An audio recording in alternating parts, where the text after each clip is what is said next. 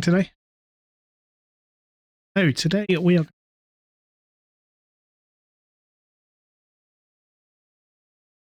on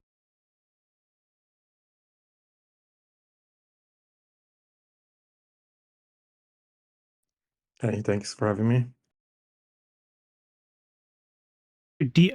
as you're here, viewers, game is all about. So you're a fungi colony on kind of desolate, destroyed planets, and your main goal is try to eat the pollution and ruins of the past and make way for life to take root again on the planet.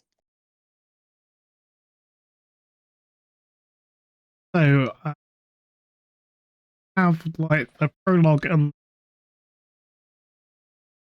prologue one, yeah. Yeah, it's best to start with the prologue. So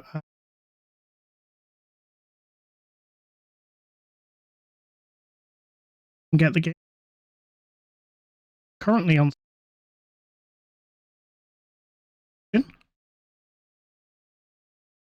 Currently, my mic's playing.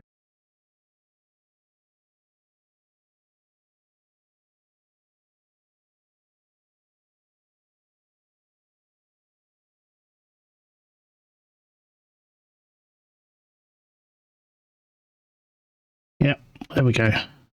Hopefully, it'll stop cutting out now. Let me know.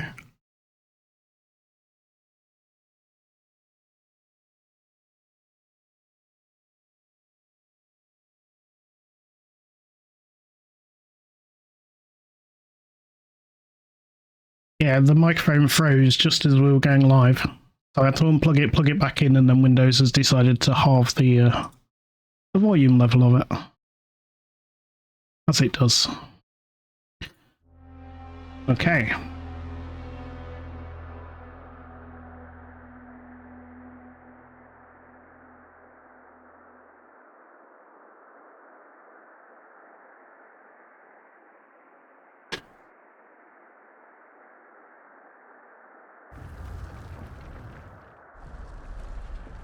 Okay, so we're getting told here what to do. So this white bit is our current network.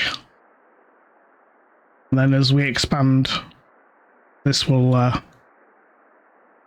all turn white, which we're going to do now. And we expand, and then it's kind of a base building type thing, isn't it? Where we're going to get different structures to making things.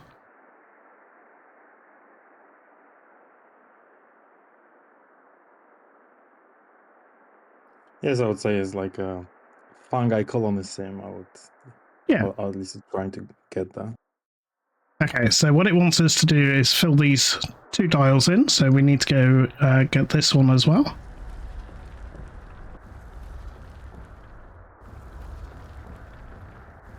So the mycelium is spreading, and then it'll engulf this and decompose it.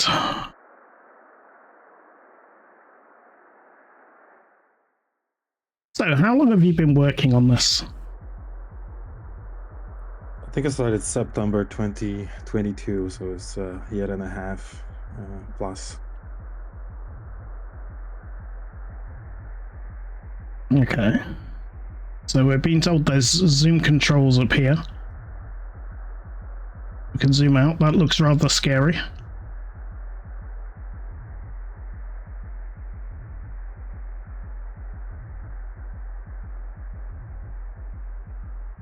Yeah, middle mouse button, we can move around.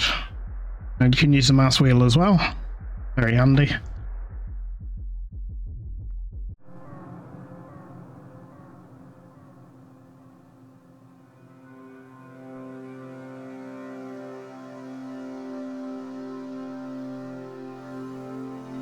Restore life to the shattered world. It's all up to me, hey?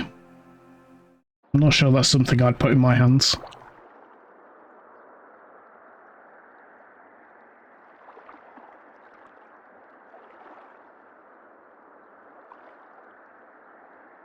Okay, so the blue squares are underground water sources.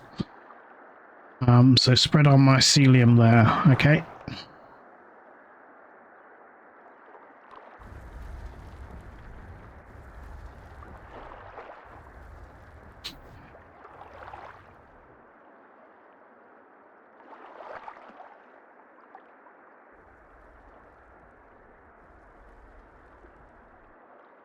And Demolition, welcome to the chat. How are you today? So we're just expanding to take over more water. We need to do 20.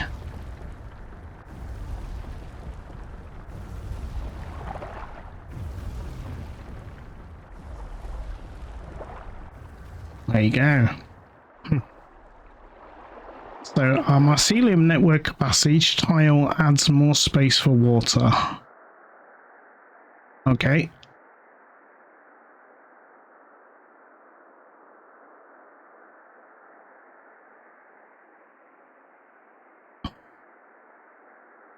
So storage collectors save more water for later.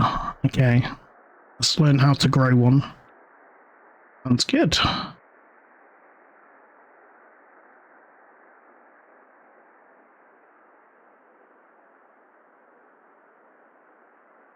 Okay, so I guess we want to get all 5 of these squares on water to get the most out of it. Yeah, let's go there. Oh, we need to build 3 of these? Okay.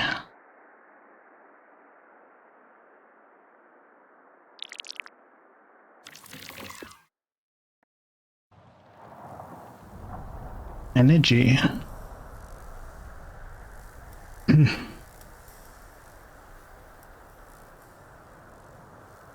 One thing I will say, this text that's coming up, particularly on that screen that just went through, it disappeared very quick.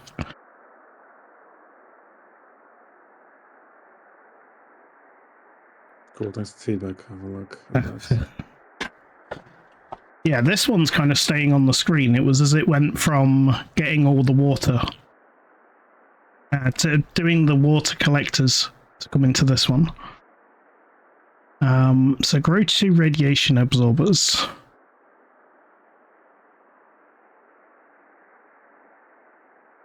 This one? Oh, there's 2 tabs, I see. And I'm sure the green is radiation. So do we just need to get the center one? Or is it better to get all 5 of these tiles on the green? So you can also, on the bottom right corner, you can also increase and decrease the radius of all of those structures. So you can use Q and E. Oh, yes. Oh, okay. And generally, you can kind of grow only on top of mycelium tiles. So if you want to, go expand left and right, you have to expand your network and then place this fungal structure. Okay, so did it not count if you expand after placing it then? Or will that still count as well? So what do you mean? So if I was to place this on this corner where I'm hovering now, yeah, there's several green tiles that are not in our network yet. If I was to then expand the mycelium network onto those, would they then count as being collected by this? Or do they have to be done beforehand? So this white overlay kind of shows you, I mean, you can place one and you'll see how it affects the radiation. But generally, there's this kind of overlay. When you expand the radius, this is the radius in which this radiation absorber gonna work. But you can only place the fungal structures on top of the mycelium network, so you're kind of limited on the placement. Okay. Also, you see now that it. So it's cleared all the others, I see. We need to build 2 of these, so build the other one over here.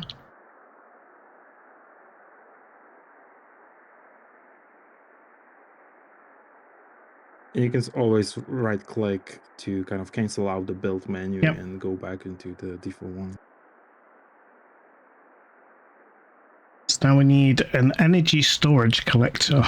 Okay.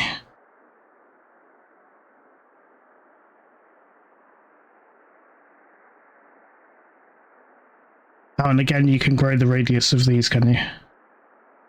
Yeah, Yeah, okay. correct. So I can get both of them with one. I see.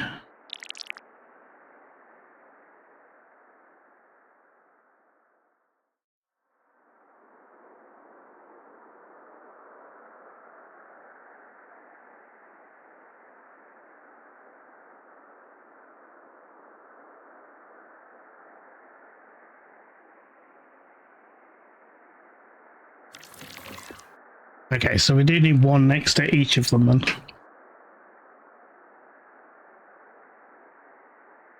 No, I only need one. It is now the continue. It's kind of just waiting. It's just the left dice so we can read the text.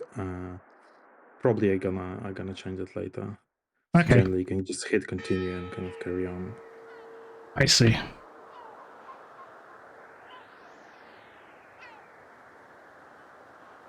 Yeah, it's these ones here. The text is on the black screen. I'm quite a slow reader, so I can't read those in time. Gotcha. Okay, so we're growing smog absorbers now. Okay.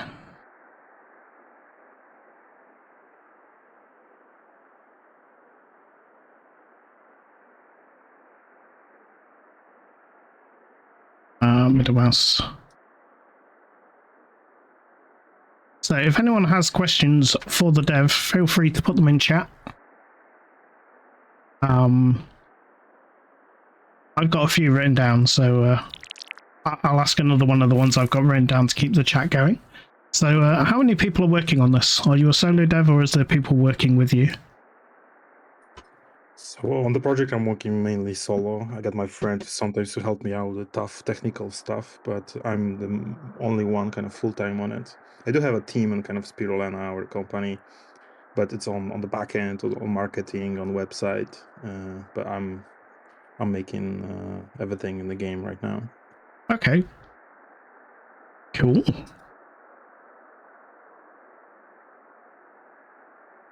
Okay, and then we need the collector again.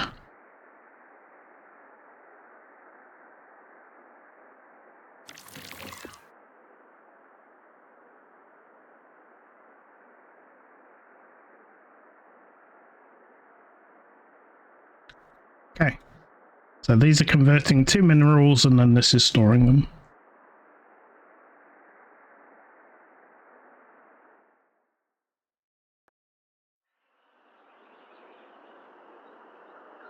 Symbiotic exchange. Okay, so quick reading of that one. I think we're going to try and grow some new life to this planet now. Stop it looking so barren. So an export center. The structure actively exports water minerals crucial for supporting surrounding plant life. Cool.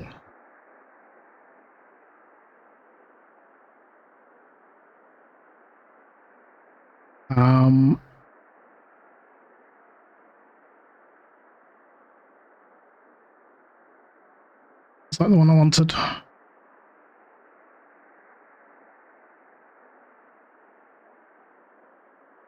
Yeah, I think it's the exchange hub we want, isn't it? Yeah, that's the one.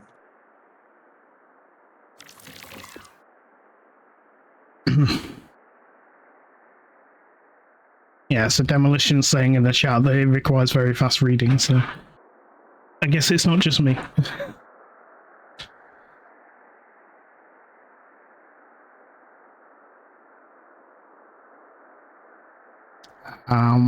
And then a carbon storage.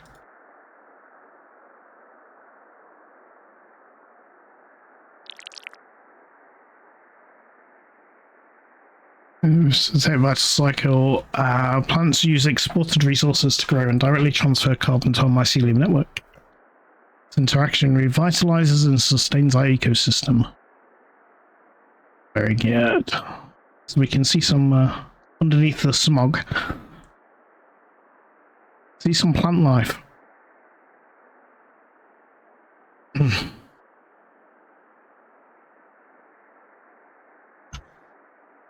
Yeah, I think an option to skip if you finish, if you're a quick reader, is a good call.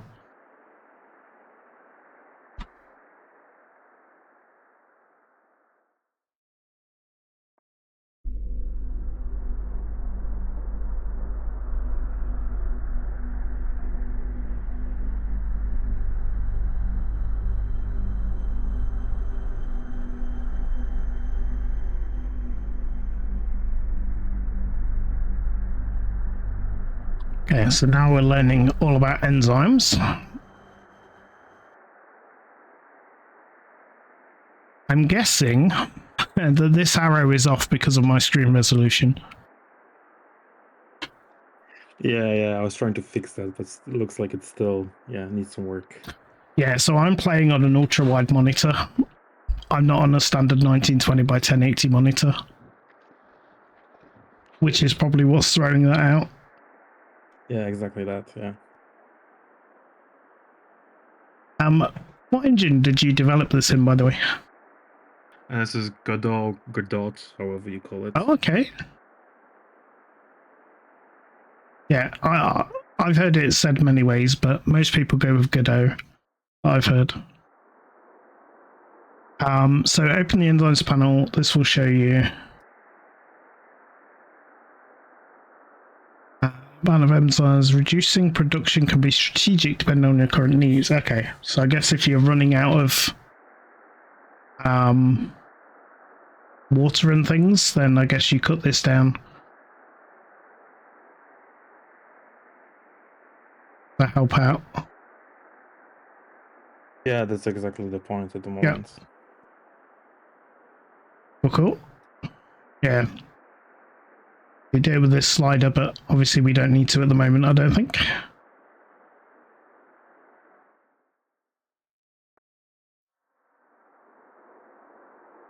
Now it's up to us. Okay. So we start with this little bit already, and then there's like things here. I'm guessing we can decompose this like we did the little logs. Let's have a try. There's something here as well.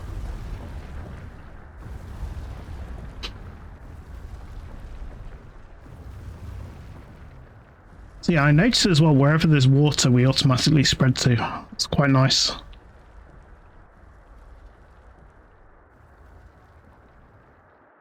Yeah, try to grab like the island within some limits, so you don't have to. We've got a tank over here, so we'll go and grab this as well.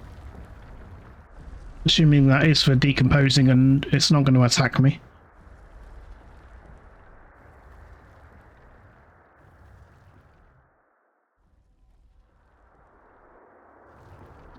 Okay, so then we want to so up here's different overlays. So we can see the smog, the radiation. Okay, we have water and water storage. Okay. Oh, and then all the other storage ones, I see. I guess that's really handy when you get a really big map, I guess, to work out where you put all your storage.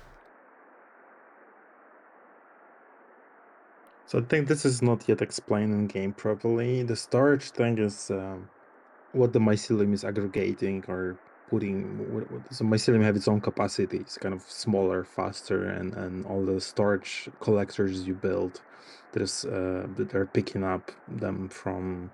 So for water extraction, let's say, you can only mycelium can only hold some amount, and then you have to grow those water collectors to pick up more.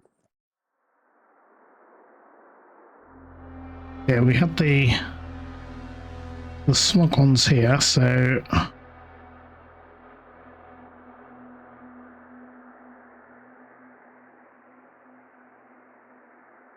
yeah, every time we increase this, it's going to cost us more resources.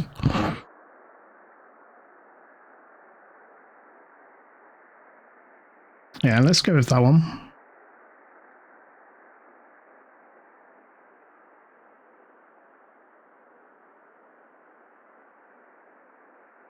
Yeah, this one converts the smog into minerals. So we need a mineral collector.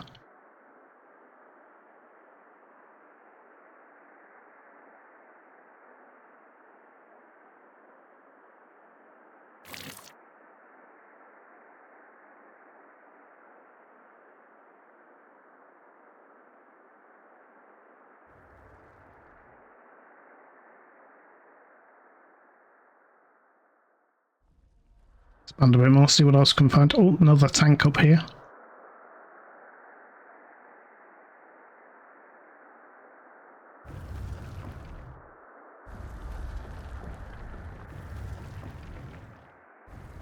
So these get decomposed down into minerals and things, that's right, yeah?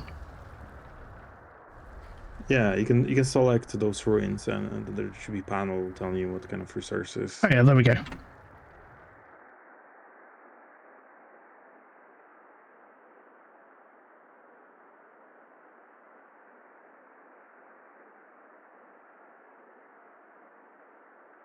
Yeah, so we can see some of the smog has now been cleared.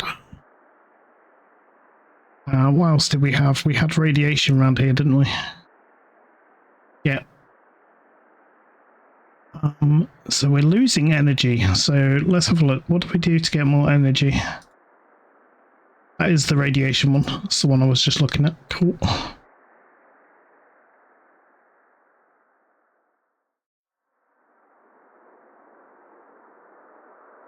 Yeah, so we can get loads of that there. And then grow.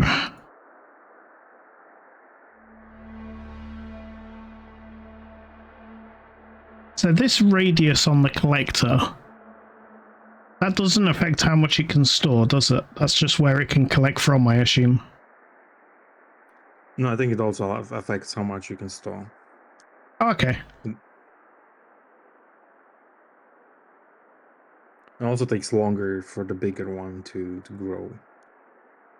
Makes sense.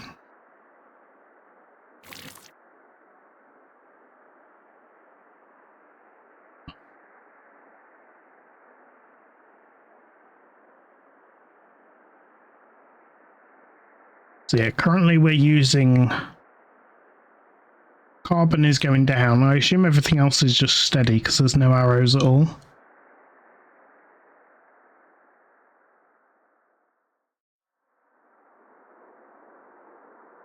The arrows are a bit glitchy at the moment.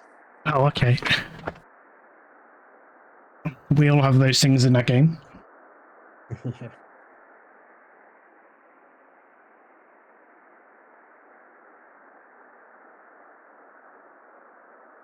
What I'm currently working on is an isometric and a business management type thing.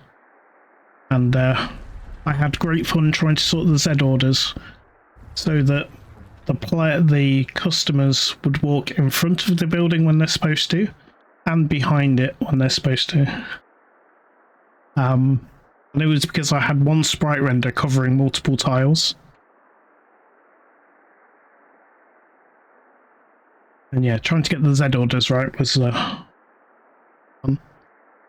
Yeah, that's the big thing with isometric. They look cool because you can get pre-rendered graphic, but the Y sorting is challenging if you don't have any custom stuff. I've managed to get it working for now. So basically, I just worked out the width and height of the building, chose the highest point of whichever was visible, and used that Z ratio, that Z reading, and it seems to work. But I'm sure at some point in the future, I'm going to find some scenario where that breaks. Yeah. I'm not convinced I've seen the end of Z sorting yet. So let's see, what else do we need to build? We've got some greenery appearing down here. Is that just because that area is like super rich for the growth? Because I didn't plant anything to make that. Yeah, there was the ruins that are decomposed and Oh, the minerals okay. got left over. Plus, you have mycelium, and there's some water there that met the requirements for plants to grow. Ah, yeah, there was water here. Okay. Yeah, because we had to grow the exchange one, didn't we, to get the growth before? Yeah, exactly.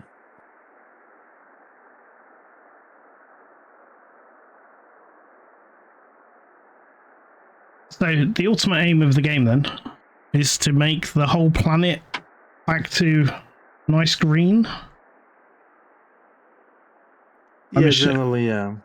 So plants, then more animals, different habitats for different animals, different kind of plants. Okay. So how much of that is already in? So it's bare bones. Currently, in the demo, you have only grass. You don't have trees and other things. So there are some animals, but they don't do more. So in terms of content, there's quite a lot to add. Okay. But you have lots of plans going forward, with the sounds of it. Yeah, there are plans. It's just a matter of limiting the scope so I can manage. Yep. I've fallen into that trap before as well. So I'm self-taught. So when I first started learning, I did a Udemy course to get me going, and then I was like, I want to make my own thing. So I just simply started out with, let me make a world of green tiles. And then I did that. And then it was, well, now let's make some of them water and some of them sand. Some of them have hills and things.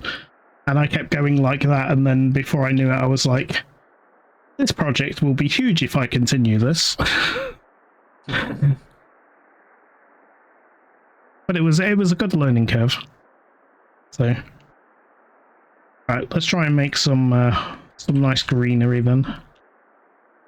So this is going to take a while to grow because I've expanded it a fair bit. To get greenery to grow, we need the mycelium underneath, don't we? Yeah, once you grow the exchange center, there's also a button in the panel when you select it to just auto expand to cover the whole radius. Okay. So we grow this. Yeah. A purple colour doesn't look too inviting. Looks almost poisonous. It'll all look nice and green soon. Mm-hmm. Yeah, color coding is something definitely to kind of that will require work. It would be nice to have some help with someone who it's better with colors or stick to some kind of color scheme, but work in progress. Yeah.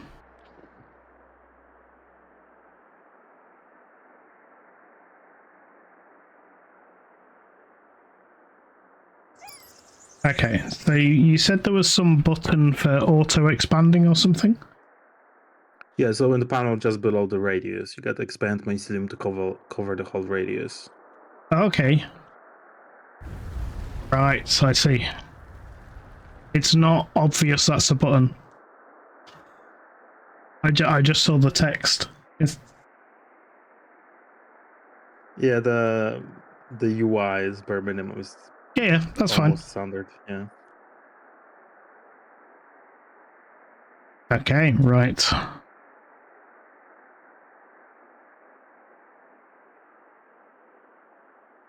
And no worries, I'm making So notes. that's okay. It's okay. So yeah, now I'm realizing that I've expanded a bit too quick and not done anything with water. It's Christian. Thank you for that sub. How are you doing? Good evening. You may recognize this game. It's the one from Insomnia. So It's Christian is a content creator who came to see us at Insomnia.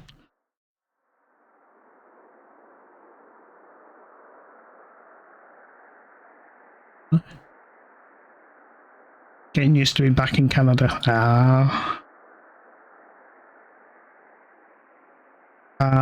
Okay, so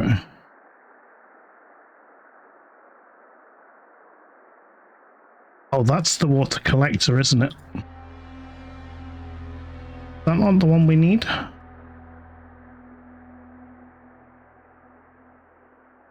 It's to kind of stop draining water. You can potentially stop exporting water in the exchange center.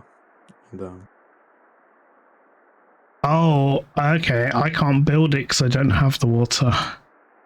I see.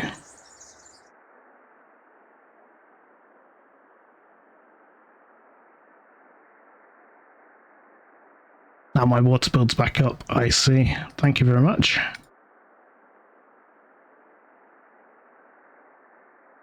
Yeah, let's build this over here. There's no greenery just here yet.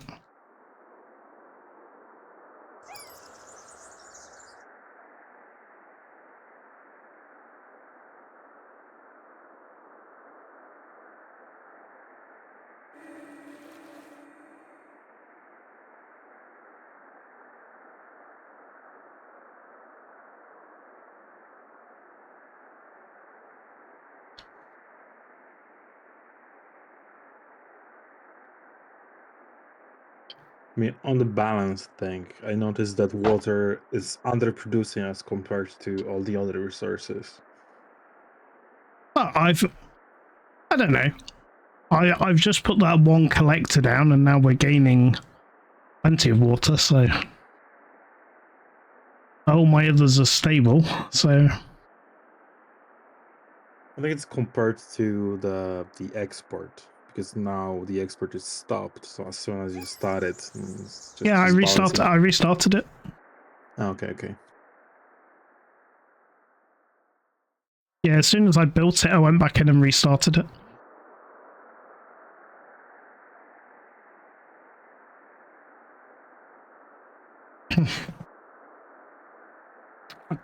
So earlier on in one of the cutscenes, we saw some like very blocky machine-looking things. Mm-hmm. I assume there's some kind of enemy that we're going to have to get rid of or something. Yeah, there are some like AGIs and robots controlled by them. They're not necessarily you have to destroy them. It's something up for the players. Do you want to start to learn to coexist with them on the planet, or do you want to eat them up as all the other things on the map? Okay.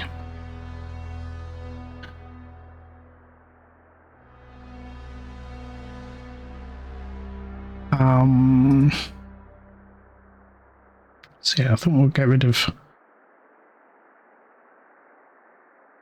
more of this smog. Let's expand this way, straight through the middle.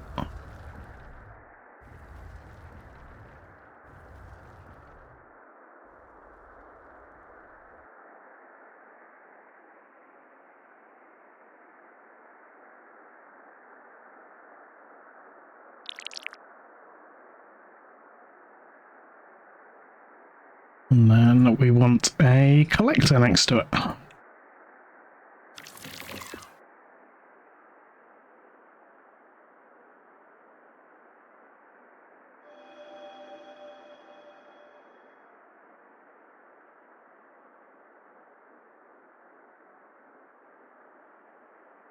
This looks so much nicer just getting rid of the smog so I can see what I'm doing. Not necessarily because I need the minerals, just so I can see. Make it look nicer.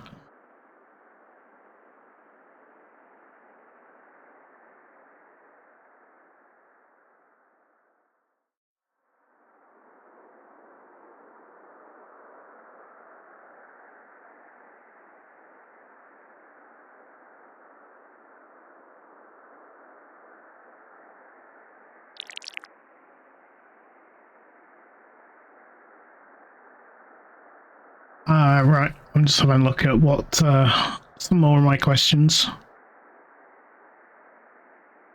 What was the inspiration for you making this game? What inspired you to make this? I mean, kind of made some prototype that didn't have fungi, and we were kind of thinking why this building is moving. And okay, if my friend can, yeah, maybe we can explain it with mushrooms. But as soon as he said mushrooms, because few years back, I've seen a YouTube video about mycelium as a plastic of the future or something like that. And I Okay. talked about mycelium bricks and all the other bits that you can kind of biomaterials that you can do with fungi. And I kind of started to try to grow those mycelium bricks. And from this, I just catch the back of growing some oyster mushrooms, and generally just reading as much as possible and watching some videos about it. And I just haven't seen any games where fungi would be something more than just humanoid, kind of looking like a mushroom. So Yeah. it just kind of started from that. I can't say I've played many games that heavily involve mushrooms. Yeah, certainly different. So I would like to, trying to be biologically kind of accurate what fungi do in real life, or what are possibilities, or what in kind of sci-fi scenario they could do. But like with the radiation and Chernobyl, you have fungi that also not only survive the radiation, but they actually thrive on it, Yep. and many things like that.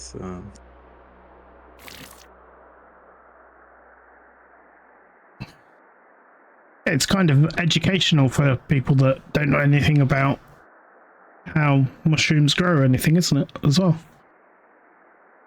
Because you're trying to keep it so factual.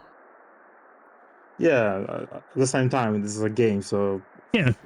it's a balance of both of those things. But yeah, for example, the next update I would probably include spores and some kind of genetics, so you can spores we're gonna give you, each of the buildings gonna drop spores, and when they kind of germinate, you might have different kind of radiation absorber that might look different and have slightly bigger radius, and you can decide to keep this one instead of the other, and kind of keep cloning this instead, or just kind of save your library. So generally you could have your structures kind of slightly mushroom structures with different properties.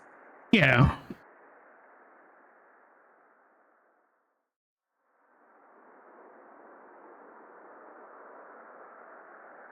Yeah, because I guess at the moment I'm just placing things where the resources are. But if you could have them where they work together for different types and things like you were saying, it'd bring more strategy into it. Yeah, because generally you kind of you got the core loop, but there, yeah, many things missing. Spores are also element which are gonna allow you to discover new locations, and move transfer kind of from the planet view to new place with slightly different environment, maybe different temperature, different kind of ruins. Okay, yeah. So we're not always going to be on just a grey, desolate piece of land. It will change. Yeah, definitely. They're gonna be different location with different looks. I mean, initially I was thinking it's gonna be more uh, procedurally kind of generated planet, but I'm going towards kind of handcrafting levels where I could tell some story about what happened on the planet. Yep. Yeah, I do like a bit of procedural generation. Both my games use it. Yeah, but it's I mean, like just looking at Dwarf Fortress, right? So it's like 20 years, and there's still not there. I mean, as part of the simulation and getting everything in. So as this is my first game, I would like to finish it at some point, Yeah, and make another thing. definitely.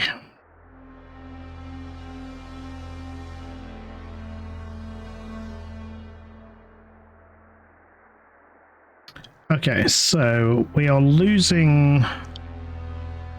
Our carbon is going down.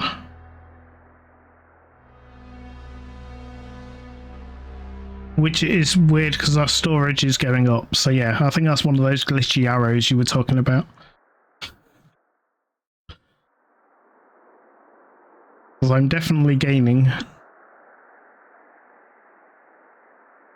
Yeah, I think that the epsilon of the change is just too tiny, because they're the movements, because you're kind of exporting and Yeah.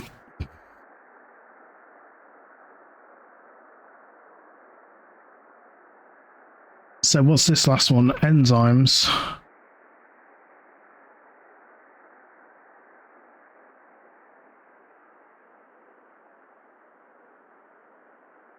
So the enzymes just go up by spreading the mycelium in general, don't they? yeah, that's correct. Yeah, okay. I'm not sure, should they have some kind of fungal structure going to be dedicated for enzyme production.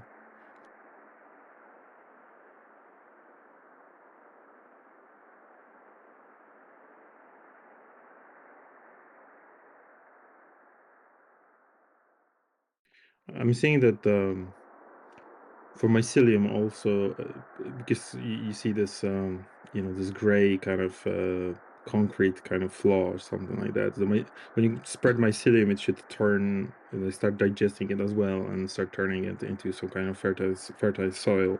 So visually, it should change.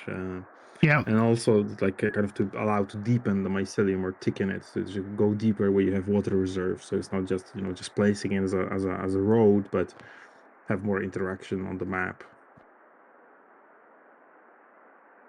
Yeah, because I think on Steam you've got some screenshots that are a lot more colourful.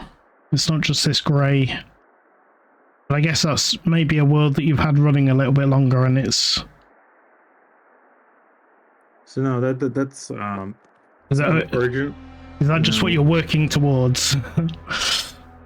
So no, we had the initial old demo on H that was using that transformed quite a lot. So currently in the Steam early access and the demo, it's all gray, because you're starting in the desolate world and you're gonna building up towards those colors. But generally, initial trailer, it was based on the demo that changed so much. It was like 50 builds before, so we changed quite a lot Okay. in how the game works and what's in it. So definitely the trailer I'll have to redo and make the new one, which is more up to date with what's the recent version.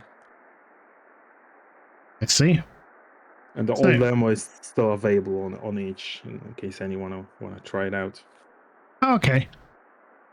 Let me just. Where is my bot?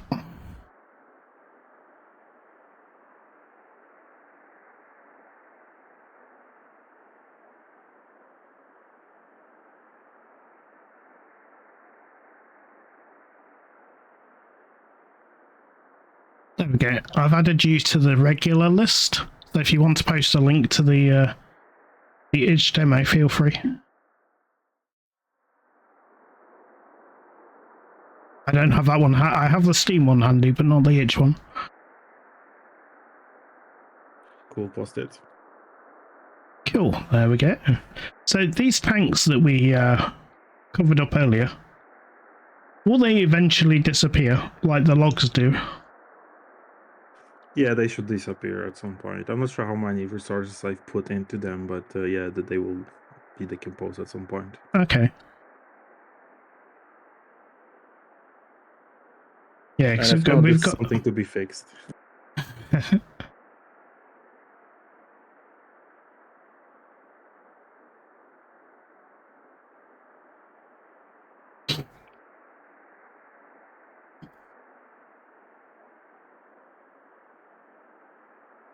Oh, so how big is this world? Or is it just endless? Like, how far can we expand? So it used to be endless, but I'm limited that with the camera. I mean, generally, I'm not sure that Godot, with the way I'm using it, it's suitable for super big worlds, and also there's not that many things to do on the map. But aside from that, I think I prefer this to be like smaller levels. Yeah. With more things to do, and then you just move to the other location with the spores, and then you can kind of transfer between the different locations.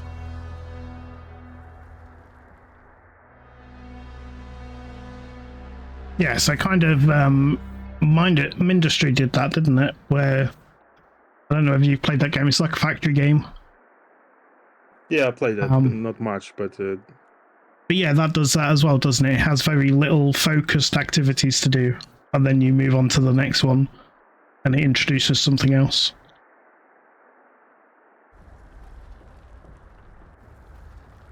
I mean, it definitely would be cool to be able to just move across the planet, but also on the player, how just how you would it be too much to manage? Put it in your brain, and was it fun? I mean, if you look at things like Factorio and things, and you see the size of some of the bases people make and the factories, I can imagine that people would be happy just to keep expanding around a planet.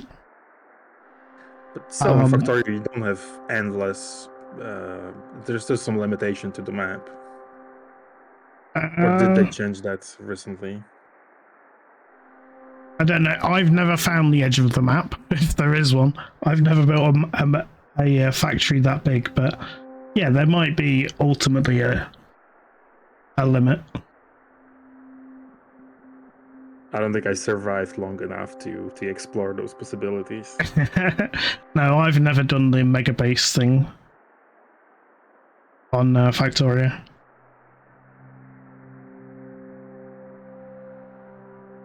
I'm just dragging out the Mycelium network here to see what we can find. All the arrows seem to be going up, so we're all good at the moment. I'll try and make some more greenery in a moment, I think. That's ultimately what... Go on. Probably you want to put more of those storage collectors for each of the resource to kind of keep collecting more, because your Mycelium network capacity kind of is maxed out, but your production probably is still trying to fill it in. Okay. So we need more of these.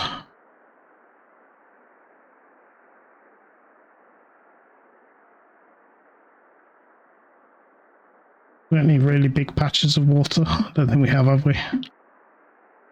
But we've not already.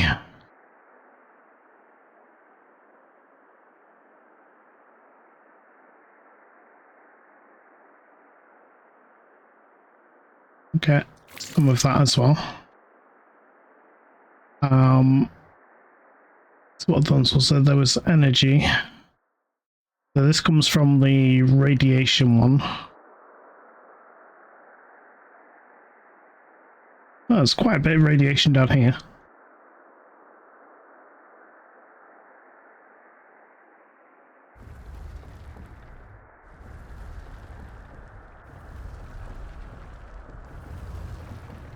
Let's wait for this to grow.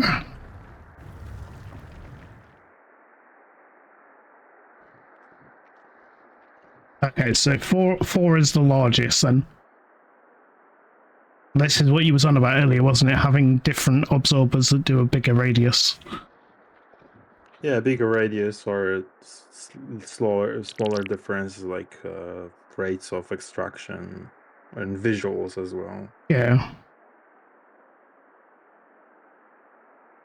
It's kind of like in Chillarium. I don't know, have you played this tiny little cool game? What's that one, sorry?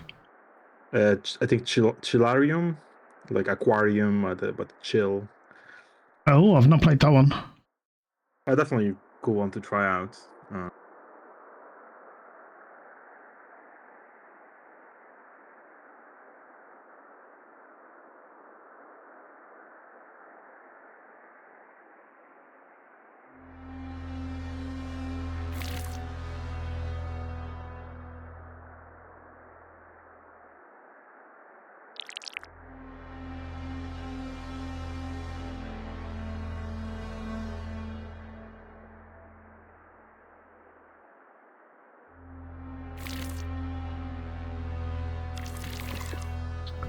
Okay, right.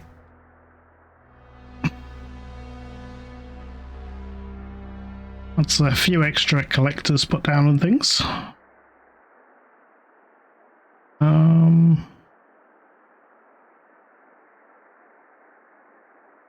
Just the carbon one we didn't do.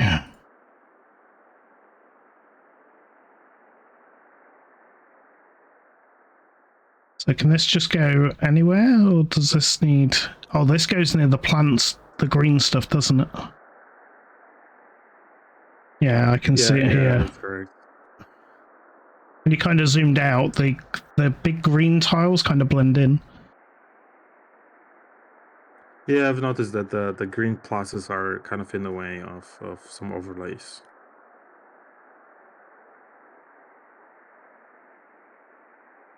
Maybe if you just make the green tile with the cross on it a bit smaller.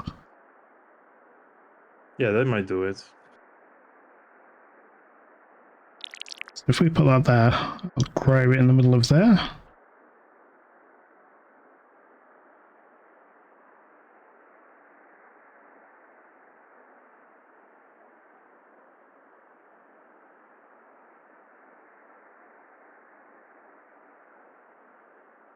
Ooh.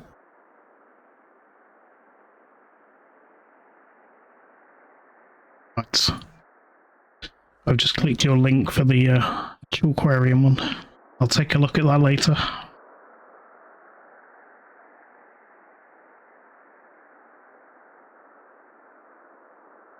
Oh, so this is where we had another ruins, wasn't it? I've just realised exactly. It hasn't got the exchange in the middle of it. Because it was from the ruins.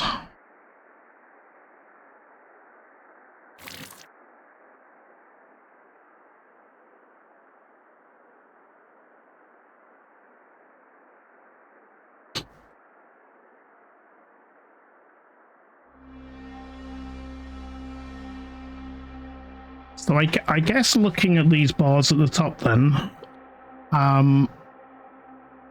we're not producing enough water and energy. So we're not filling up the storage collectors. Yeah, I'm trying to look at the map. Do you have any of these actually? Oh no, you do have water collectors. Yeah, I've got some.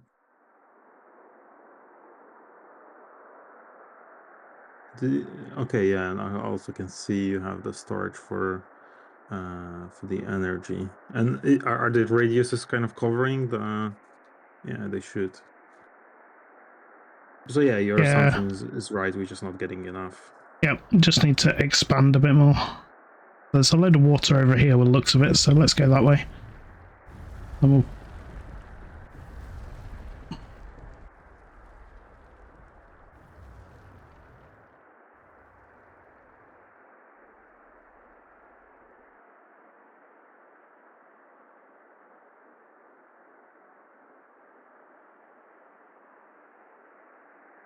Just wonder what you would think, because the exchange centers, they do try to maintain the level that you set. What I'm thinking about, because currently it's grass, I need to kind of find a way to, in some meaningful way, allow for growing, making way for bush and trees to grow. I was thinking about overlaying them, so then, or you can just set different levels of your exports, or just this is something I'm also kind of trying to figure out, how to allow the players to create different biomes, or allow them to happen. Yeah, so if you put more water into it than you do minerals, then you maybe get something more marshy, whereas if you were to put more minerals and water, you get something more deserty type thing. That kind of thing, yeah? Yeah, exactly.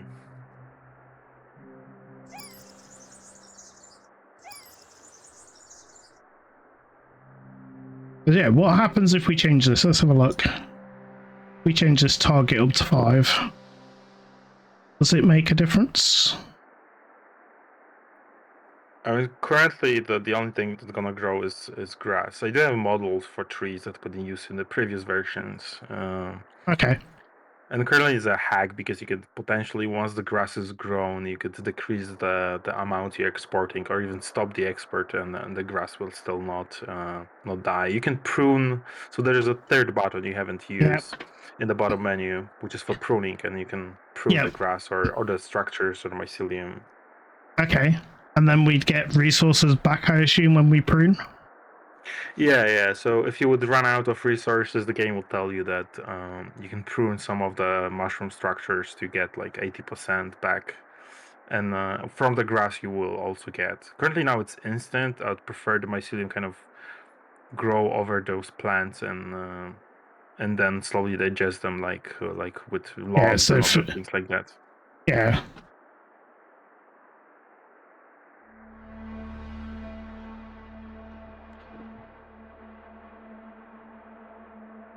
There's currently been rodeo. The time before insomnia was a crazy amount of changes added into the game. Yeah, I can imagine. Yeah, and then between insomnia and early access, also a lot have been changed and added.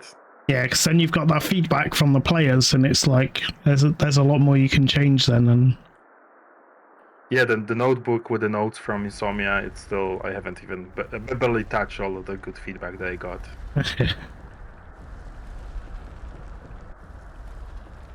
do you think you'll go back to insomnia? I mean, it was a good experience. If they would let us in, I would definitely would like to, go there again. Yeah, they've already got the applications open for the next one. Okay, cool. Yeah, I got an email because they put the price up again. So what's the price coming here? So it's going to be 150 plus VAT next time. Okay. I mean, still, it's pretty good for indies. Yeah, it's still one of the cheapest shows to go to. Just for solo devs like myself that don't have a full-time job, my wife's wages pay our bills. So it's like, while my games aren't earning a vast amount of money, blowing £500 in a weekend on a hotel in Insomnia, if it doesn't convert to sales, it's a bit of a hit. Because it used to be free. When I first started doing it, it was free to indies.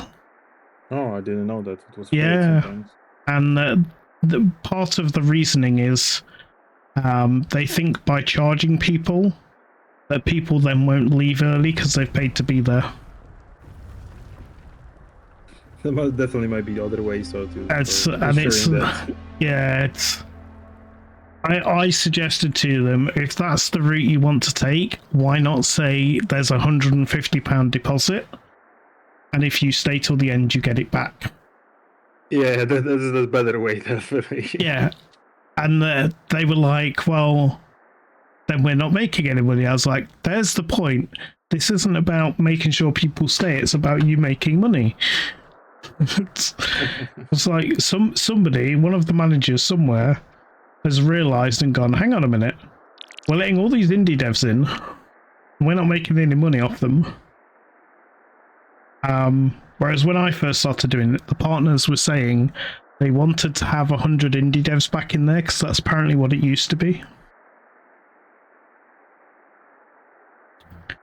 And that it was their way to give back to the indie community. But something's changed over the last couple of years. So how many times you visit Insomnia? I've done it for the last 4 Insomnias now. So does it change a lot across those 4 years? Yeah, it's definitely getting better. So they're putting more effort into making sure that it's all very open, and that we're more easily seen. Because the first time I went, there was those panelled walls. There was just a big long straight line of them, and then we were boxed in, and there was an entrance at either end. But from other places in the hall, you couldn't see the indie games. So it was like we had to go out and literally say to people, come and play all the indie games that are in here. There's a load to play for free. And people were like, oh, we didn't know this was here. But yeah, because it looks like a little cave. Yeah, exactly. Like with some service area or something like that. They are trying to make it better. But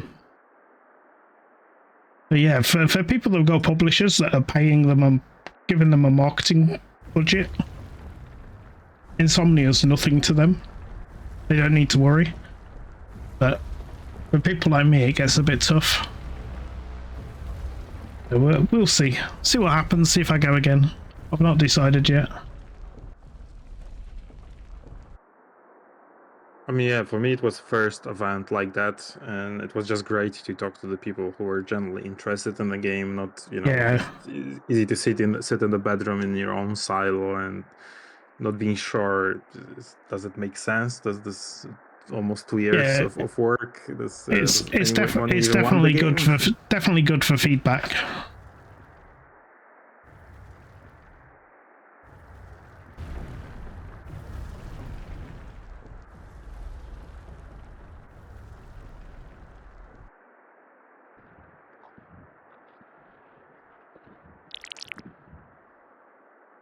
I guess it worked out well having the smaller demo for yourself as well. Because the first time I went, I took a strategy game. And to really get into it, you need like 20 minutes. Which is much more than some people want to give for the indie section. It's like if they're only there for a day, they want to try all the games.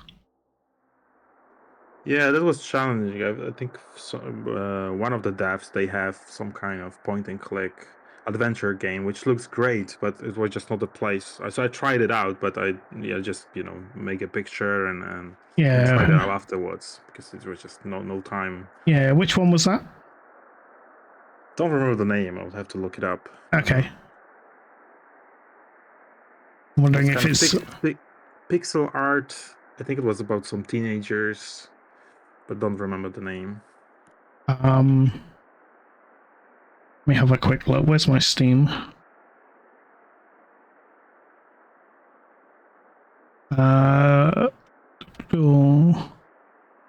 Foolish Mortals?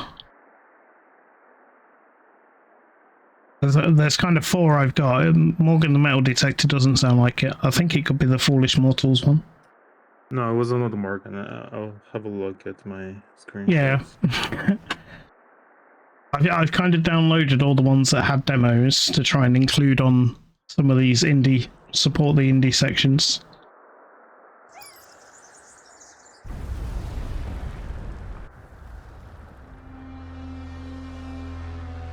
Yeah, we're getting a bit more greenery now. We're still not getting enough water though. I think the water was going down because that was growing. And I told it to expand all at once. Yeah, there we go. It's going back up now. It was High School Hills. It was what, sorry? High School Hills. Ooh. I'll have to have a look for that one. They got a demo? Or is it one of the ones that's not on Steam yet? I'm not sure. Is it on Steam?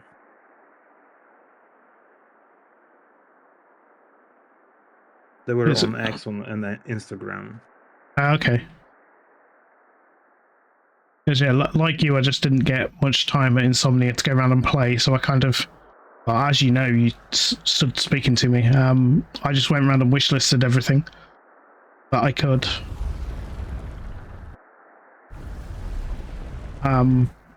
And I think for my game, if I do take it again, I want to build a arcade cabinet for it. Oh yeah, that would be great. There was another one, I don't know if you remember seeing them, called 8 Dragons. They've built their own arcade cabinet.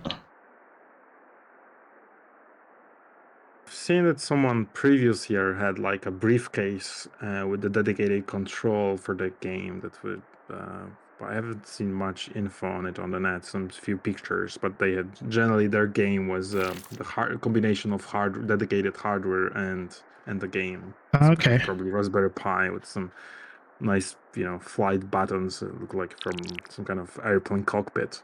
Oh yeah, so this one was just near me. They were just kind of across the way, and they've it's like it's an old school retro style game, kind of Street Fighter style. But they actually built their own cabinet with 4 Xbox controllers on the front, with a 50-inch monitor in it. So yeah, I kind of want something like that. Get to look pretty. Hex Racers. Hex Racers will be great with this kind of setup. Yeah.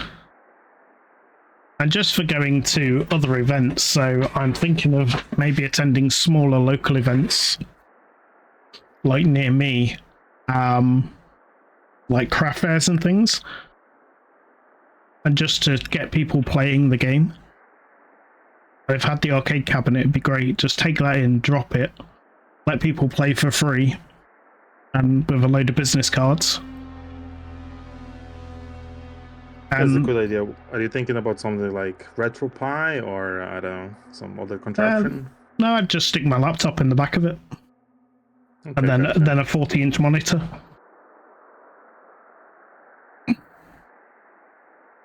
Obviously, if I'm sticking my laptop in the back of it, I'd make sure the back is locked if I was planning to leave it, but I would probably stay at the event.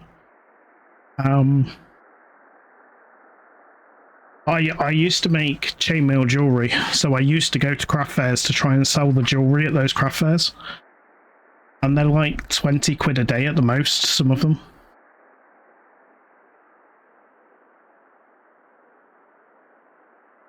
I think it could be quite good just to get the game known. Yeah, exactly. And this is a kind of uncommon place.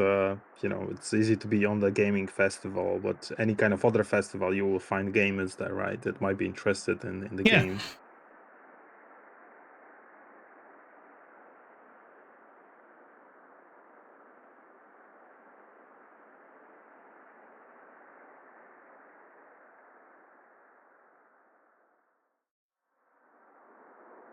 So yeah, I guess I'm seeing that strategy bit now, because no matter what I do, I can't seem to fill these water storages up.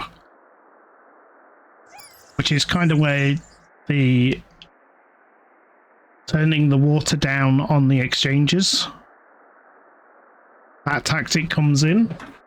And then obviously in future you say you want the grass to die off if it doesn't get the right resources. I think you were saying you can cut it off and there's not much happens at the moment.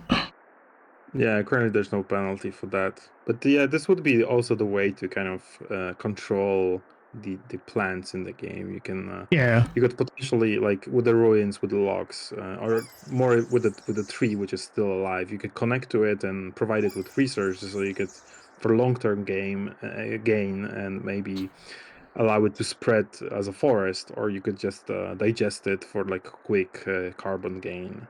And same with the plants, you can kind of prune and control the amount of plants. I notice currently all these exchange hubs share the settings. Are you thinking of changing that so that for your different biomes and things? What do you mean they share the settings? So if I click on this one near the top and change the water level, it's changing it for all of them. Yeah, that's a UI bug. It's kind of updating them, but so you can see that the number values are there, just the sliders. They're not reset to the proper place. So they have individual settings. Just the UI is not properly displaying it. Oh, I see. Yes, this one still says 5. Yeah, it's after kind of drag ended for the slider, then it's being updated. I think it's not initialized properly when you initially open the panel. Yeah, there we go. I was more thinking that the targets, minerals and water, this could be simplified to more of a drag slider for grass, and then for bush, and then for the tree, rather than affecting the numbers. I would prefer to just even not have numbers at all, if it's possible. Yeah, so I guess In Factorio, when you create a world, they have that, don't they? They have a slider where you can go from dry terrain to wet terrain, and it will tell you what the difference is at each. So obviously the dry is more deserty, whereas the wet terrain is more foresty. Yeah, I have to play Factoria again. I haven't done it in a few years, and they've made a lot of progress, and it looks, yeah. It's gonna be even better soon. They're doing a update to it. They're working on a DLC for it. So Fantastic. space exploration is coming to it. There are multiple planets and things. I think I'm scared of playing those kind of games, so I'm not like derelate from actually working on the game. Yeah, it is dangerous. You play too many others, and then you don't get your own work done. I mean, most recent game that I've played was Songs of Six, and okay, I've heard of that one. I've not played it, but I have heard of it.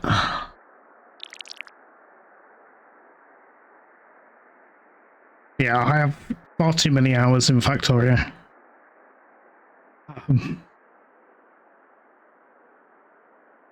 1,900. Wow, that's something. So yeah. And is it? It's not menu time. No. No, it's not very often I leave Factorio sat there doing nothing. It's I'm usually playing it. I mean, Factorio have great educational, I think, like experience. If someone is working in IT or DevOps or something, the Factorio so nicely, shows that if you don't gonna automate, you're just gonna run around the map. Yeah.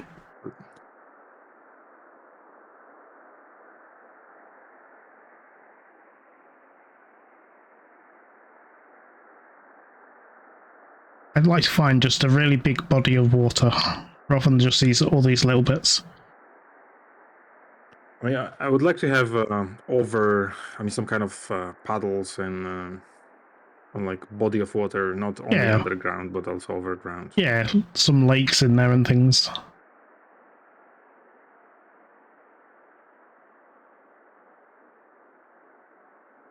Yeah, I suppose this one's not too bad.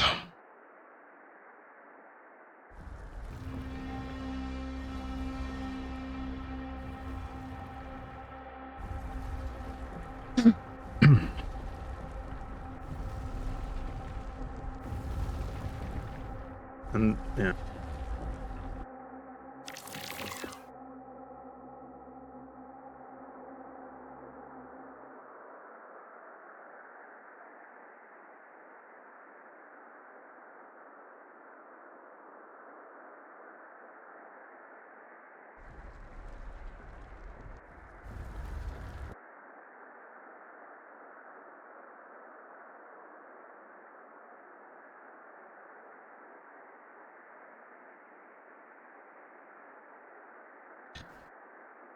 Ooh.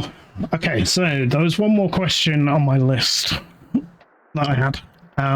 When do you think 1.0 will be ready? So release of the full game. Do you have a date in mind?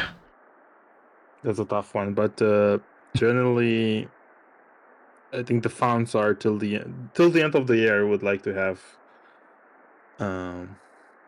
most of the game in. I'm not sure there's going to be 1.0. I think it's quite ambitious goal, but like I said, I'm not planning to work on this game for the next 7 years. Before this is my first game, I'll prefer to make it complete and not perfect, definitely not perfect, and gain more experience making another one, and then maybe back to Mycelium Guardians 2 once I kind of get more experience making games. Yeah, that makes sense. That's what I'm pretty much doing at the moment. Is I want to make smaller games to build a portfolio before I tackle a really big game.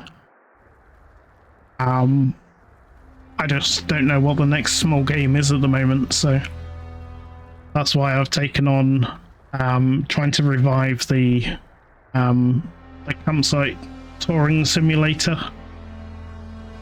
But there is definitely going to be another smaller game, because I think that one is at least a 2-year project.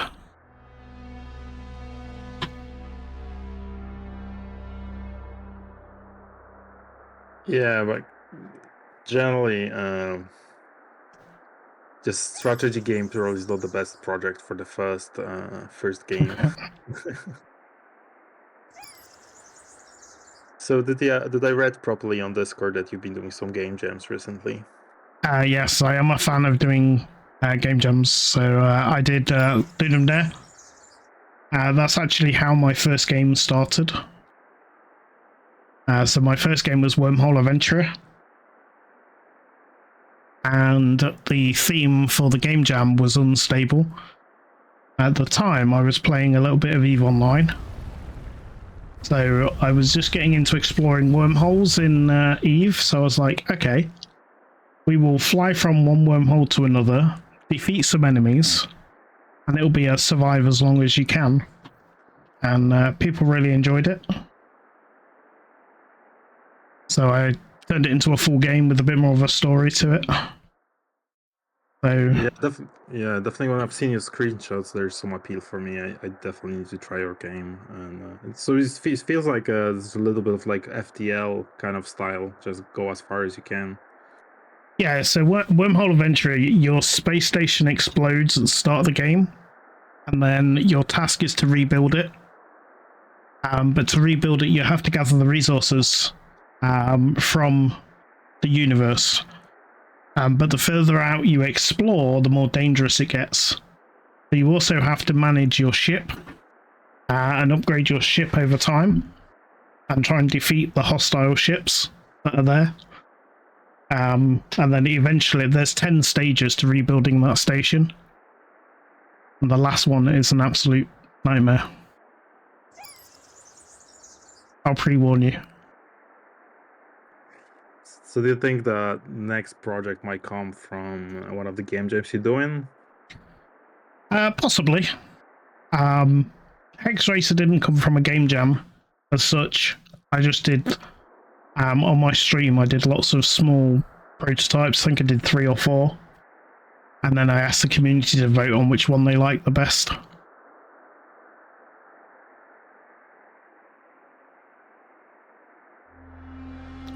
So we shall see. I just, at the minute, I don't have an idea for another small project, so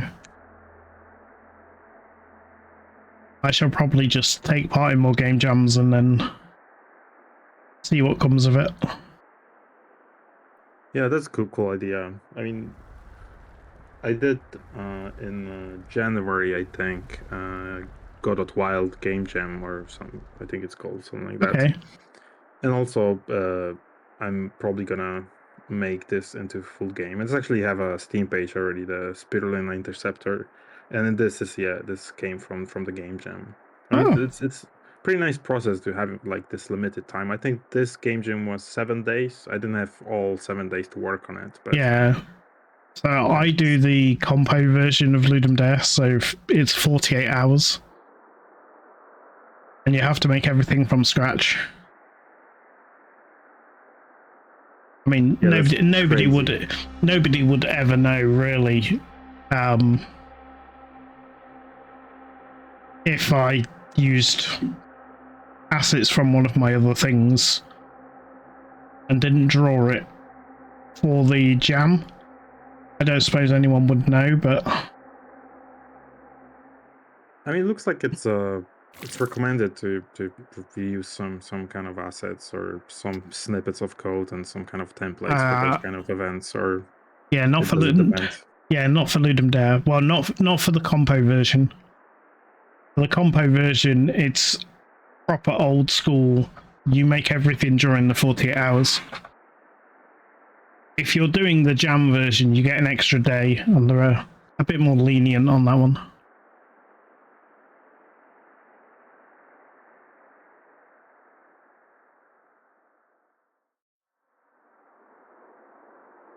Okay, let's expand into this water. Because we're still struggling for water. Everything else is pretty stable. The storage isn't full, but the top bars are full.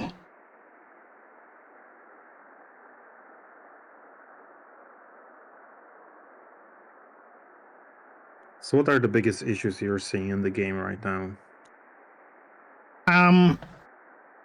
So I guess I've hit the point of not building anything new, but that'll come in time. And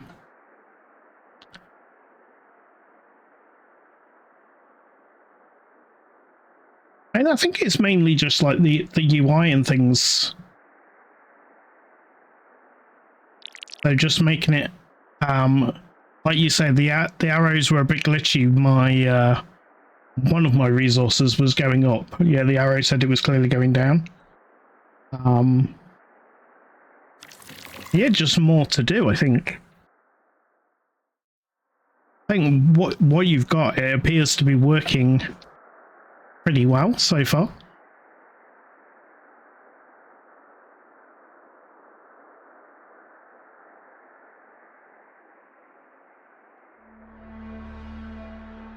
I mean, obviously, I'd like to see like a lot more flowers and trees and things, but you said that's coming in time, so yeah, what you've got so far seems to be working.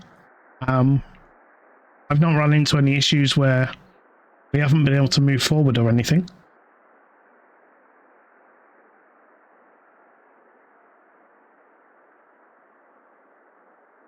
Yeah, I'm just looking forward to seeing where it goes in the future.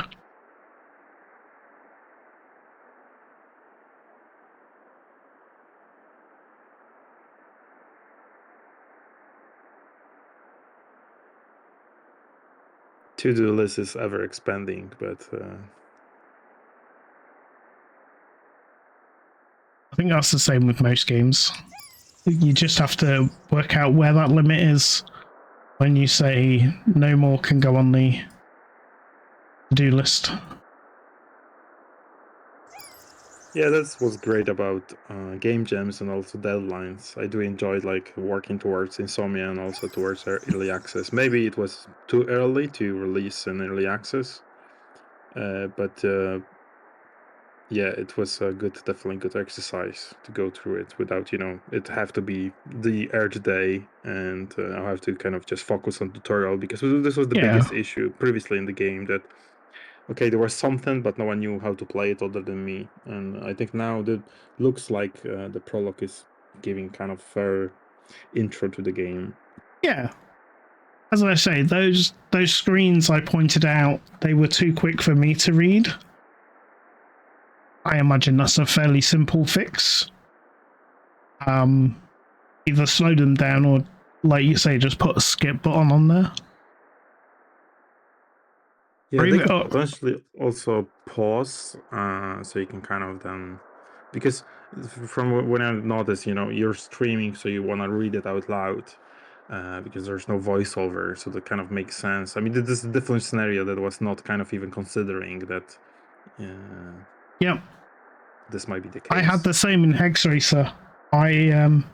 When you finish a race, it used to tell you how many checkpoints and things you hit, and then it would automatically move on. And my brother was streaming it, and he wanted to analyze that information, and he was like, the information's gone. It's like, I want to be able to press a button myself when I'm ready. So yeah, I fell into a very similar trap of moving text too quickly when people want to read it. Yeah, because you try to not waste people time. At the same time, you don't know how much time they need. So Yeah. there's finding this balance. Yeah, so maybe just a continue button. Or like you say, just slow it down a bit more, but it's tricky.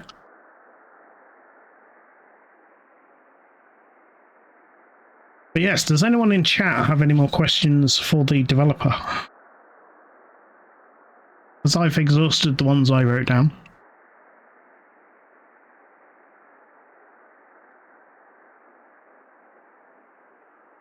Yes, I am looking forward to seeing much more colourful variations of plants and trees, like you say. That'll feel really rewarding as well. And the animals as well. I forgot the animals. You said there were animals coming, didn't you? Did you say there was animals here already? There's this worm that is coming out of Mycelium. Okay, yeah, I've seen that one. Appearing somewhere, yeah. I tend to see it when I'm expanding more. I don't know whether that's just... I mean, if you want, you can download each demo and see how much it's changed, really. yeah, we could do that, actually.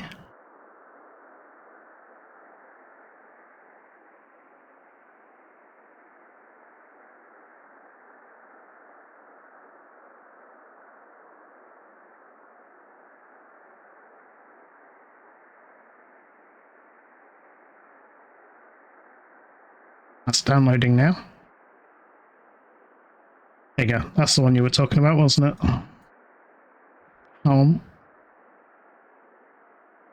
Yeah, there's one. Does it have any function, or is that just for decoration at the moment? At the moment, it just appears and disappears.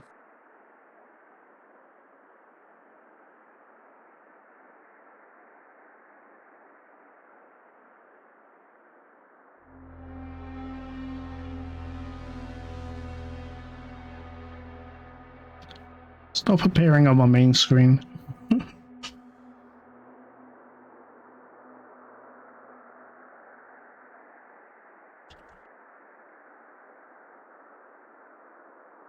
I mean, the other thing which is missing in game is the cycle of life and death. So I would imagine those mushroom structures should not just be there all the time. They should also decay and decompose, and then some bugs will crawl out of them. There's some bacteria kind of feeding on this thing. They're just not sure yet how to approach, UI and.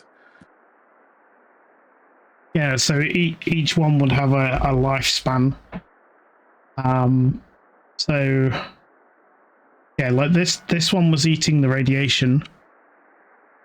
So once this decomposes and dies, I assume we would have the radiation like slowly reappear. Yeah, I mean, with the radiation and smoke, what I'm thinking about also is it's kind of weird that the smoke doesn't move.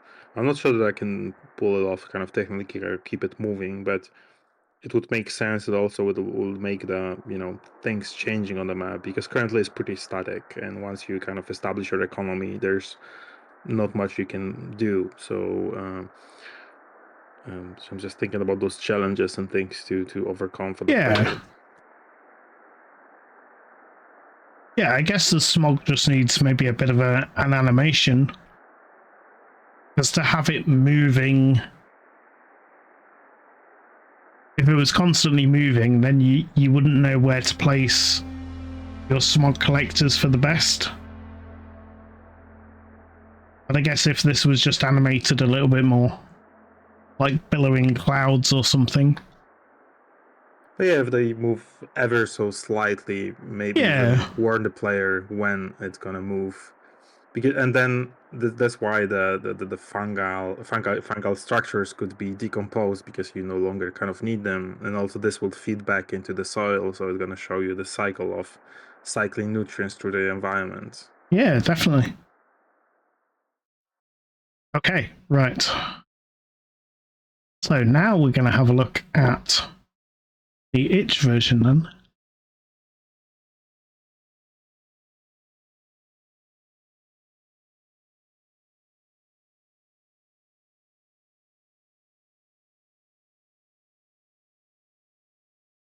Is this version going to play full screen as well?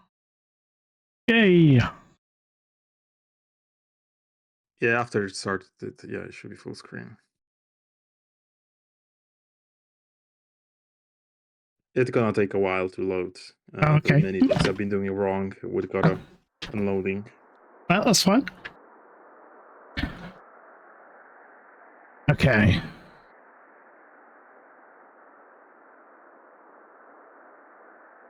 Yeah, see this one, you've got the animation in those So just your smog doing this, I guess, would be... It'd give you that sense of movement, even if it wasn't moving too much. Yeah, so the current smoke have some animation, but it's kind of subtle. Here, actually, I had moving textures with the collisions that were not definitely performant. So it was cool because I had few texture overlaid with different kind of scaling. So definitely look better. Although I kind of moved to different solution with shaders, but definitely it would be great to find some help with shading from someone. Yeah, I've not done very much work with shaders at all. I followed a YouTube tutorial to do the one for Hex Racer. So the stars at the back are done with a shader. But yeah, I followed a tutorial blindly and was like, oh, that'll do, that works. So, right, bear with me 1 minute. Somebody has been texting me. Oh, nobody important. Right, okay.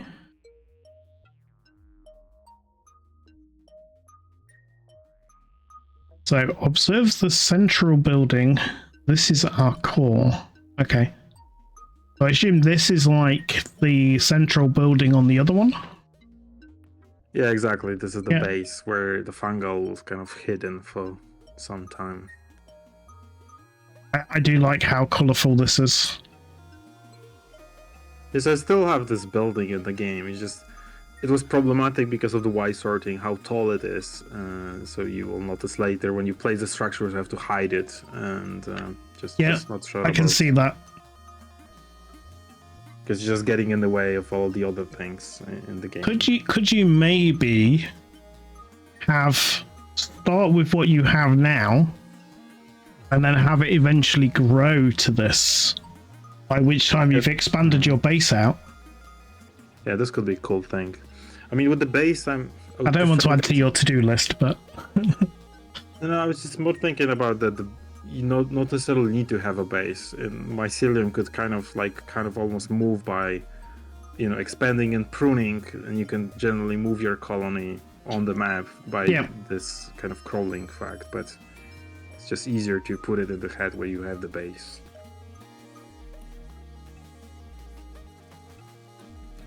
Okay, so this is just... I assume all the controls are very similar.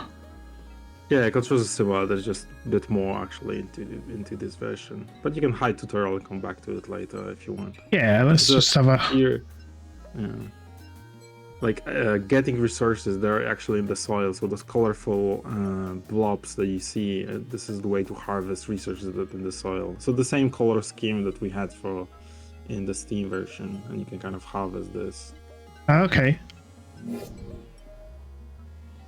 And you see the smoke is everywhere in this version, so you're forced to place those smoke absorbers.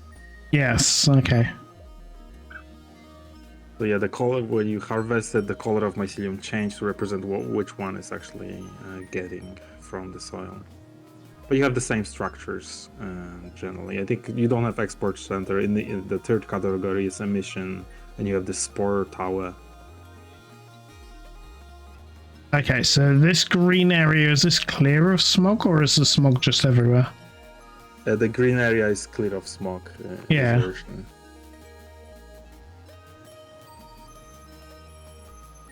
Okay, and then this version just has one radius, I take it, yeah? Yeah, it's static.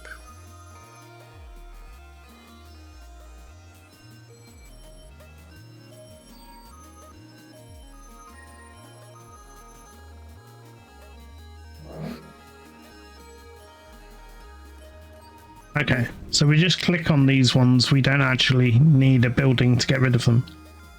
No, for this you just click to harvest. That's why I kind of change it. Yeah, that's a lot of clicking. You can, I think there's a mode, the V, so the last on the right on the bottom menu. You can kind of click this one, and then you can just paint over them all. Oh, I see. So you don't have to click on each one. You can just paint. I see. Yep. Okay, well, I guess we'll harvest everything we've got.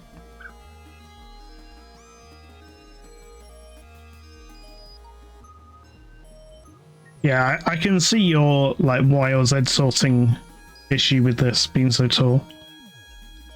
But it's probably 8 tiles behind there height-wise that you can't see. Yeah, exactly. So when you're placing structures, that's why I'm kind of blending it out. So you can actually place some absorbers behind the base, and then in the default, you will not see them. So you see now it's kind of faded. Yep. I think Caesar games, for example, solve it by allowing you to have like view from the right or something like that. It's just a different view, so you can see those structures in the back. Yeah.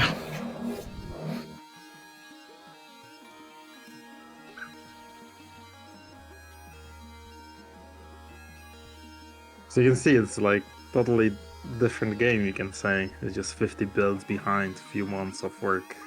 Yeah. I do like the extra colours. I think you need to bring some more of the colour back. Yeah, that's for sure. I think the desolate now is so you can see the difference how you're changing the world. But definitely Yeah. it feels like very depressing now in the game compared to this thing.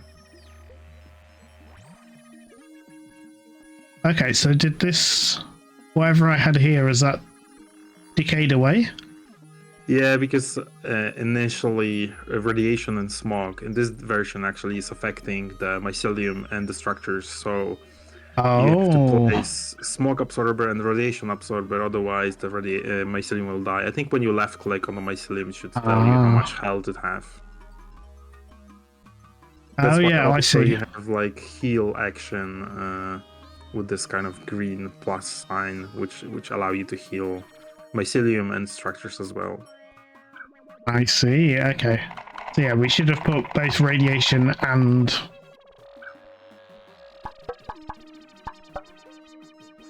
the smog one out here. So one of those. And...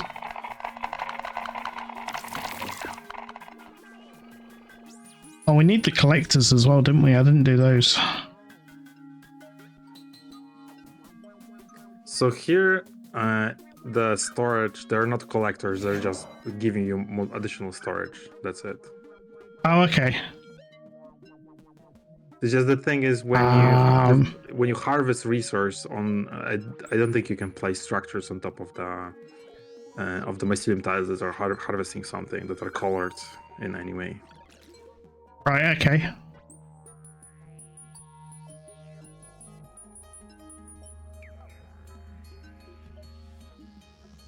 Generally, I think December or January, I started refactoring the game. So my friend Boran, he helped me out with like decluttering the code, and when we were doing that, we kind of that's always an awful task. yeah, but we removed some stuff and decided to change some things, and just some things didn't make it after the refactoring into the game. Yeah, okay. That's why it's so different.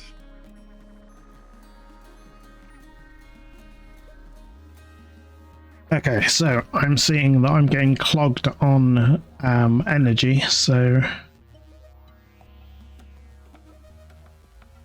we can build these anywhere, yeah? Yeah. And then in this version, you need to make sure that your mycelium is not dropping health down. I think when you go in the bottom menu, go to heal, you should see the overlay, which is showing you the health of mycelium and the structures. But if you select them, when you left click and select any mycelium tile or the structure, and if it's like showing you that it's affected by radiation and smoke, means you don't have enough smoke and the radiation absorbers. Okay. Yeah, these ones here are losing. Yeah, so they eventually will die as well, so you have to protect them. You can heal them temporarily and then build more radiation and smoke absorbers. Okay. So yeah, this one's slowly losing. Okay, so let's go E.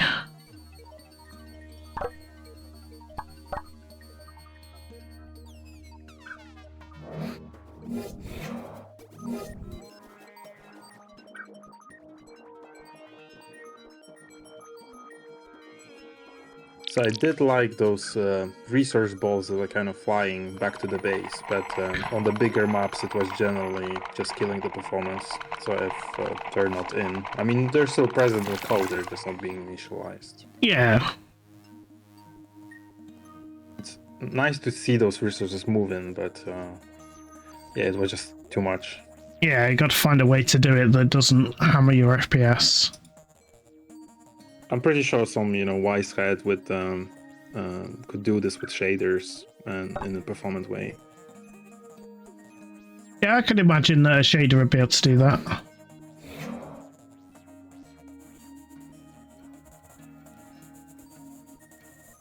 It's just a matter of, you also have pathfinding for those. But yeah, still with shading and some kind of textures. I think this is pretty easy in Unity because you can render some textures on the side and use them for some stuff. It's not straightforward in Godot. You cannot easily just render some parts to the texture and kind of reuse it in the shader. At least I haven't found a way to do that. Yeah, see, in Unity, I've heard people talk about instancing things like this. It's not something I've looked into because I don't tend to generate that much stuff like this where I've needed it yet. But I'd have no idea how to do anything like that in Godot.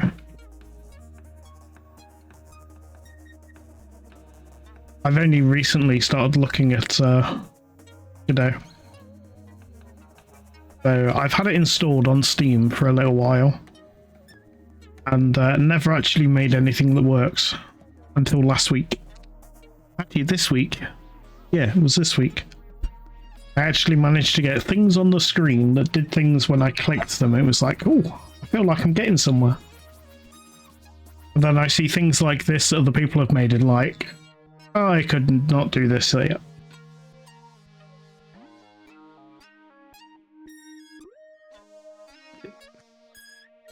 But one day. So how long you've been working with Unity? So I started teaching myself, I would say 10 years ago. And I think I released Wormhole Adventurer in 2021. So it was a fair few years before my first release, but yeah, I've self-taught myself all the way. I was learning as it was supposed to be a hobby while the kids were at school. So I retired to look after the children because childcare was just so expensive. And once they were all at full-time school, it was like, I need something to do in the day that allows me still to be available for the kids if they need me. I thought, oh, I've always wanted to make games. Let's actually do it. Yeah, that's fantastic. And then, yeah. Here we are now. Having 2 games released and trying to work out what the next one's going to be. So yeah, definitely in those 10 years of experience, there are transferable stuff that, they're just slightly differently made in Godot. But that's definitely the many things that are different, not there or not yet polished. It's a fun engine when you get used to it, but yeah.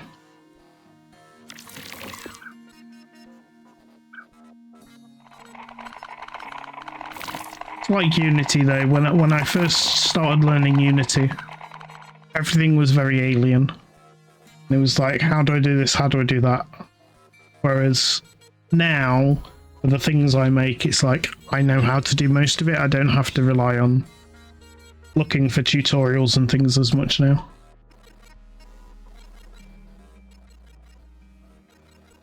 So this looks like some kind of building or something, or is this just the edge of the world? no. So these are the AGI panel structures. This kind of technological structures you can grow over. The mycelium gonna cover it, and then you can use acid, which is this like a bottle that with under the X shortcut. So once the mycelium is grown, you can drop acid or those kind of enzymes as there are now, and they're gonna decompose those technological structures. Oh, okay. So how do we get the acid?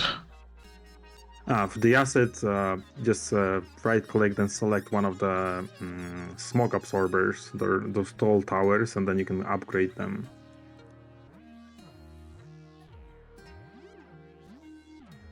So then this up arrow on top of it on the map allows you to upgrade it. Oh, I see it.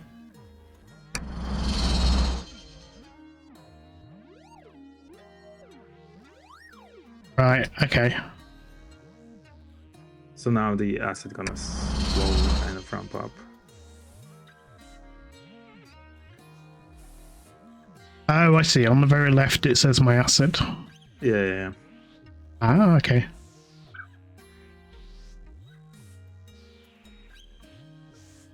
Ah. And do we have to tell the mycelium to keep growing on there, or will it expand on its own? No, you have to tell it to. Okay. You just have to paint it over there. So when you decompose them, I think you get some minerals and carbon, but because you're overproducing, you would need a bit more storage. That was the issue. Yeah, I was not balanced properly. Yeah, I'm just going to go a bit mad on the storage, I think, and so.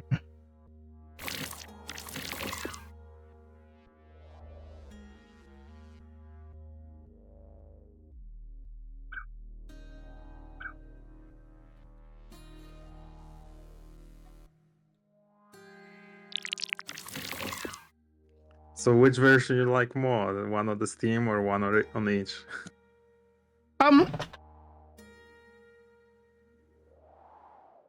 I definitely like the colours more here, but like you say, you're going to start on Desolate one and move to somewhere else, so you will get the colours eventually.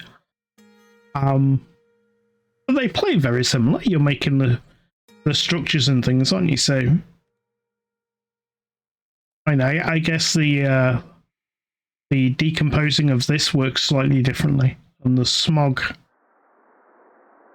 I mean, I've got these here, and this just seems to be getting... I don't know if it's just me.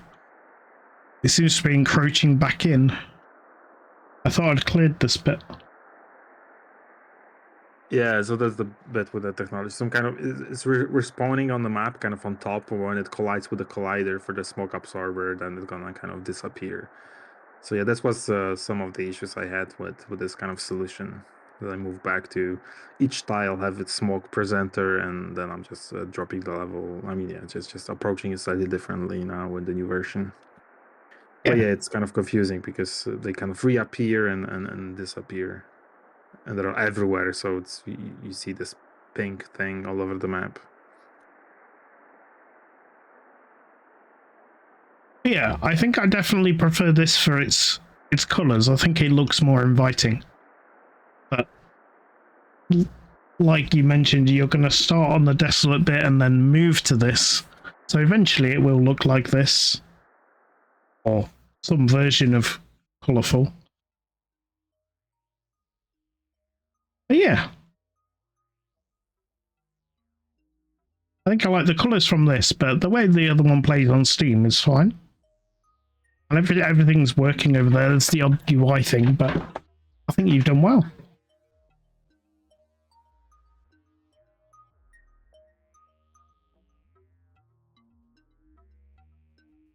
Yeah, thank you for your feedback. That's all right. You're welcome.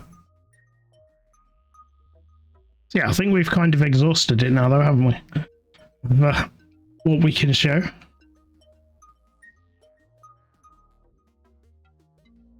Yeah, I think so. Yeah, it'd be good to show this again in a few months and see how it's changed. Cool, if you're willing to, then yeah, sure. It'll be fun. Definitely. We'll yeah, let me know when you've got something closer to release with more content, and then we keep chatting and sort something out. We can definitely showcase it again. That's not a problem. Especially when there's a lot more structures and things that we can get a lot more strategic with and things. Looking forward to that. Same here. But yes, I know how much work each. It sounds very simple to say, oh, just one more structure, but there's an awful lot goes on in the background to make one structure do what you want to do. I was wondering, I could get your feedback on it. How do you approach, now I have the game in early access, right? And I'm trying to work in some kind of bigger feature. And how do you kind of maintain, main things? I don't know. Do you have like beta branch or some other branches on Steam for people to check out, and you kind of wait till you get your feature done to put it in? Because at this point I was just, as soon as I made the change, it was always improving, so I was updating the demo, like, I don't know, sometimes even daily, every few days. Okay. I'm not sure how to approach it now when I have something bigger and I want to keep making, some small fixes, but also work on this bigger feature that might change quite a lot.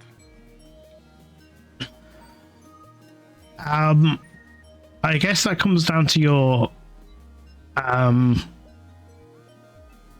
like personal keeping a version control like Git or something, because then you can have the different branches, but I don't tend to use that. So for me, it tends to be whatever I implement will go out to Steam. I don't tend to keep certain bits back. That makes sense. And do you also kind of maintain your on Steam? You also have one Steam branch. I have two. I have the dev version for me, just so that when I push something to Steam, I can test it first. And then I have the public one. Gotcha. And how often do you push the changes? So after release, just the builds, I mean. Yeah, so after release, with Hex Racer, I think there was an update every 1 or 2 weeks. But now it's going to be, they'll be months apart. Because I haven't gone for early access. I went straight for full release. I guess if it was early access, I'd probably say once a month to keep people interested in the early access progress. Yeah, because I'm also like wondering how often. I mean, can it be too often? Can you like push new builds too often that people just cannot keep up with that? And also with the updates, because people are busy. There are many other games they want to play or other things they want to do. Yeah. Have you found like something might be too often to to update? And I mean, the updates for Hex Racer now, the ones like in the week straight after were mainly bug fix updates. So those you want to get out of the way as soon as possible. Yeah, so they were very small updates, whereas my 1.1 update, which will include the new soundtrack and some big changes, that one's probably going to be in another month or two's time. But bug fix updates, I would get out as quick as you can. Gotcha. But if it's feature ones, I would be thinking once a month in early access. So like you say, it's not too often that people are like, I can't keep up with the updates. And how do you engage with your community? Is it mainly from Discord, or also do you use the Steam community thing? So I do answer things on the Steam community, but I try to get people to join the Discord. And obviously I stream all the development, or most of the development when the children are at school. So I engage with people through the Twitch stream as well. So on a normal week, when kids aren't off school and no illness, I would do Monday night, which is gaming night. So currently Euro Truck Simulator 2. Then Tuesday, Wednesday, Thursday, I would be streaming game dev during the day.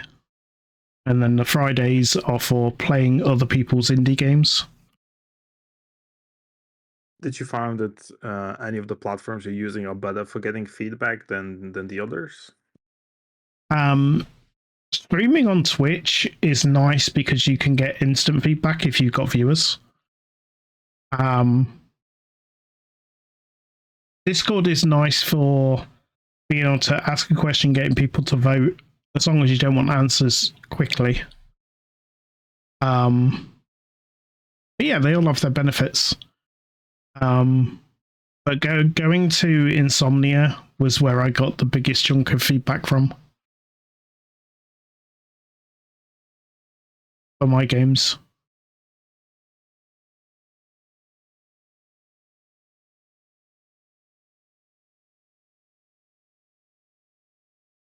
Gotcha, thank you. That's all right. Yeah, I'm going to switch over to that one rather than looking at a blank screen. So yes, thank you for letting me stream your game and coming on stream to talk to the viewers.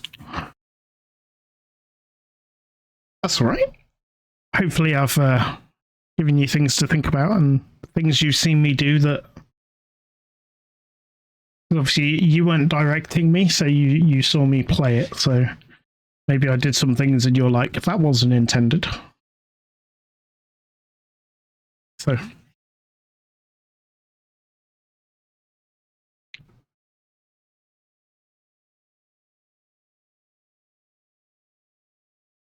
yeah.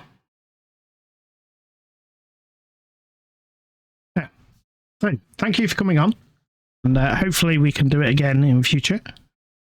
As I say, keep in touch, and then when you're getting closer to release and more to show, let me know. And then we'll try and fit it into the schedule. Well, thank you very much. Right, and for the Switch stream, I'm going to call it a night here. Thank you all for watching. Let me put the link in the chat once more. For Mycelium Guardians. If you would like to support, you can get this in early access and you will be able to give feedback. There is a link in the game which takes you to a Google Sheet, I believe it is, to send feedback. And yeah, you can be involved and get to see the development of it. But for now, I'm going to get going. So I will say thank you very much. And have you already gone, Magic, or are you still here?